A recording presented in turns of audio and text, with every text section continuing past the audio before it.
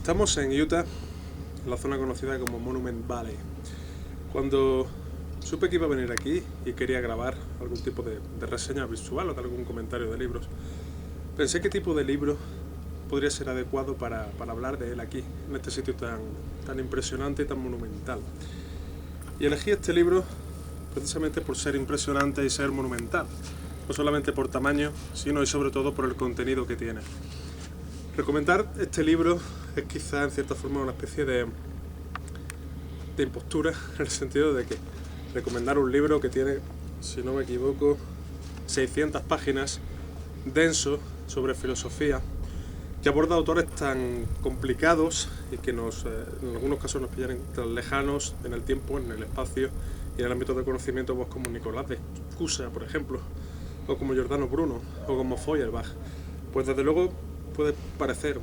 una especie de atrevimiento, pero creo que precisamente por eso hay que hacerlo, en el sentido de que es un libro que, por su importancia, por su contundencia, necesita defensa. Hans Blumenberg es uno de los filósofos contemporáneos, desaparecido no hace mucho, que digamos ha tenido un pensamiento más fructífero y que más ha alumbrado a la hora de entender no ya solo cosas que pasan en nuestro mundo, sino incluso también cosas que sucedieron en el pasado. Desde el estudio sobre la metaforología hasta su visión del naufragio en la cultura moderna, del naufragio con el espectador, Blumenberg es una referencia absoluta de nuestro pensamiento y una de las personas que con más luminosidad y con más inteligencia se ha acercado a fenómenos culturales, intentando, y esto quizás lo complicado, tener una visión omniabarcadora, es decir, tener una visión, si queremos, moderna o incluso clásica, en el sentido de hacer una lectura integral de lo que ocurre, de la rama del conocimiento que va visitando en cada libro. No conozco de una manera absoluta ni especializada su pensamiento como para decir que la legitimación de la edad moderna, que es este libro, puede ser su obra maestra, desde luego. Es un libro maestro, es una obra maestra en cualquier sentido, aunque no sea el más importante de Blumenberg. Pero el asunto es que este libro aborda un estudio de la secularización, entendida cabalmente. El libro comienza precisamente abordando la pregunta fundamental de qué entendemos por secularización, ¿no? Y se queja Blumenberg, y con razón, de que la secularización es un proceso mucho más complejo, mucho más vasto, mucho más amplio en su desarrollo en el tiempo de lo que normalmente, usualmente, suele ser conocido. Y además hace referencia Blumenberg a un aspecto que puede sonar al principio un poco curioso, y es que la secularización es un proceso que va más allá de lo religioso. Es decir, que es un paso más adelante de simplemente el ir abandonando la creencia en la construcción de un sistema epistemológico sustentado en la religión católica, protestante o la que sea, para ir, digamos, afinándolo hacia un sistema puramente lógico, o si queremos un sistema puramente mental o humano, evitando, inmanente por lo tanto, y renunciando a la trascendencia. Blumenberg, digamos, hace una lectura mucho más comprensiva, sigue estudiando el fenómeno que en algunos casos todavía seguramente se extiende hasta nuestros días, el de la secularización. Y una de las partes más interesantes es precisamente donde está el salto de la necesidad de saber a la pulsión de saber. Digamos, la necesidad del hombre de saber, como sabéis, esto ya en la poética de Aristóteles, sin embargo, para Blumenberg es un hecho importante en la filosofía de Feuerbach, en el sentido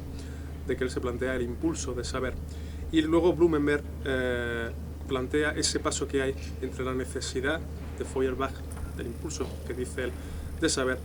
al paso a la pulsión freudiana del saber. Me parece uno de los aspectos más interesantes de este libro, esa evolución en la cual al principio el conocimiento, el saber, era como una especie de reflejo del saber divino, que sería en un proceso secularizado. El saber de Dios, digamos, se transmite al hombre que se refleja, o su mente refleja la sabiduría de Dios como un espejo, como se decía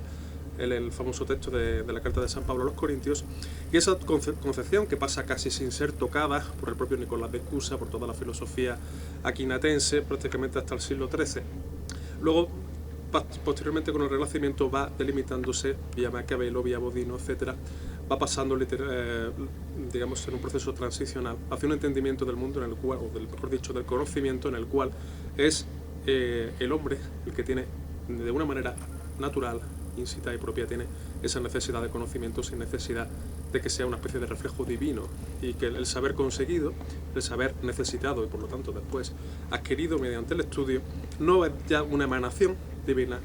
digamos, sino que es ya producto de un propio esfuerzo, de una actividad humana inmanente, consciente y duradera en el tiempo. La última parte del ensayo se hace referencia, estudia cosas tan complejas como la filosofía de Nicolás de Cusa, como decía antes, y de Giordano Bruno, digamos, poniendo estas dos figuras también como ejemplo, en algunos casos, desde luego, poco frecuentado, sobre todo en el caso del cusano. Es una filosofía poco frecuentada en nuestros días, y estableciendo también como puntos de partida para entender bien el proceso de secularización. Por todos estos motivos, por la inteligencia con la que está redactado, por la luminosidad con la que está escrito, por la erudición absolutamente maravillosa que tiene Blumenberg y que tanto nos alumbra no solo sobre estos periodos históricos, sino sobre nuestro modo de hacer el conocimiento, sobre nuestro modo de integrar la necesidad del conocimiento como una de nuestras capacidades y de invertir, por lo tanto, esa necesidad en algo que en realidad nos completa y nos hace esencialmente útiles los unos para los otros. Por todo eso, por la magnífica edición de pretextos y por la importancia del propio libro, pues creo que merecería la pena por lo menos tenerlo en casa, como si no para leérselo, porque entiendo que es un libro muy duro de leer y muy largo de leer. Entiendo que desde luego podría ser un libro de acompañamiento, un libro de consulta muy necesario para tener siempre a mano.